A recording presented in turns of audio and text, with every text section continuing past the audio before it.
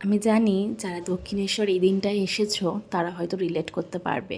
বছরের আর 5টা দিনের থেকে কতটা অন্যরকম দেখতে লাগে। অন্যরকম শুধু দেখতেই লাগে না, আবেগটাও না অন্যরকমই কাজ করে।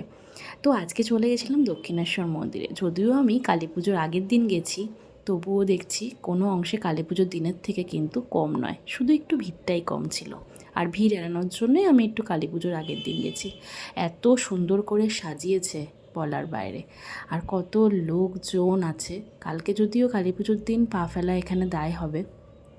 4 বছর দক্ষিণেশ্বর থাকার সূত্রে প্রত্যেক বছরই একবার করে যাওয়া হয় এই দিনটাতে। বছরের অন্যান্য দিন তো যাওয়াই হয়, কিন্তু এত সুন্দর আবেগটা কাজ করে।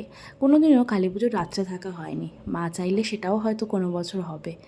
এত সুন্দর লাগছিল। আর ভেতরটা তখনও সাজাচ্ছিল, কিন্তু ভেতরে তো তোমাদের দেখাতে পারবো না, ক্যামেরা নিয়ে যাওয়া নিষিদ্ধ। তাই বাইরেটাই তোমাদের সাথে একটু শেয়ার করলাম। তোমরা জানিও কেমন দেখতে লাগছে।